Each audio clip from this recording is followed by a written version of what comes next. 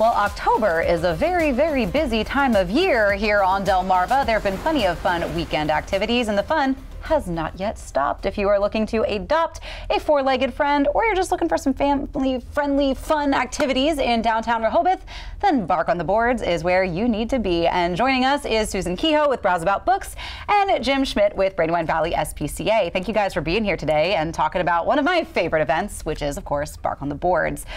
So, Jim, why don't you start us off by telling folks maybe who haven't attended Bark on the Boards yet what it is, what it's about, and what people can expect. Sure. It's a block party that takes place around the Rehoboth Bandstand. The block party takes place 11 to 1. Nice. We have lots of vendors. We have yoga with puppies.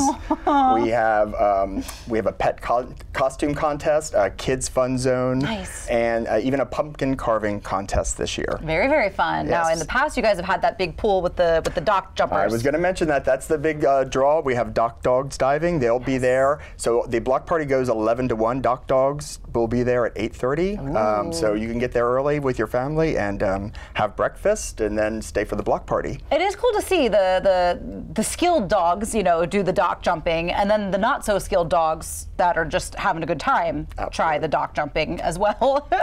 Yep. Now, Susan, you have brought a very special guest today with you, Buddy. Yes. And if I understand, was he a Bark on the Boards adoptee? He was, in fact.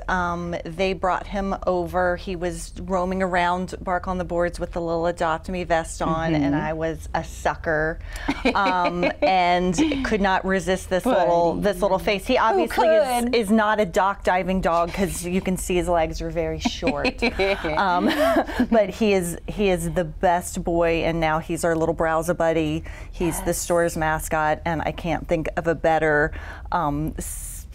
successful adoption story than Buddy, because he is a gem, and everybody should, if you have the ability, if you can adopt a dog, foster a dog, come to the event on Saturday and at least support Brandywine SPCA, because they are doing the good work. Yes, yes, you guys are. I think my cat came from Brandywine Valley SPCA. Yay. Yep, we adopted her a little bit over a year ago, actually. Fantastic. And she was one of the hoarding house cats that she's adjusted very well, I'm happy to say. She's loving life as an only cat.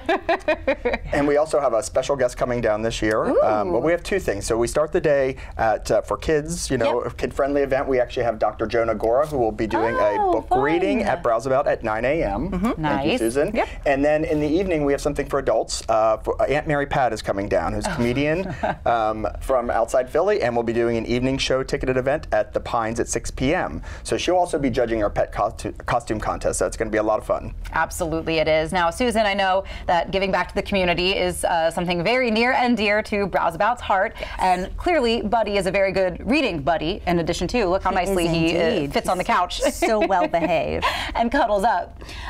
So why is it important to you to be a part of an event like this and, even host a reading? It just goes along with, what I've said repeatedly on this couch, is that it really is an independent, locally owned store. It is our mission and just part of who we are to give back to our community. And we have a special place in our hearts for shelter pets and reading and the kids in our community. So this is just another way that we can give back. Perfect.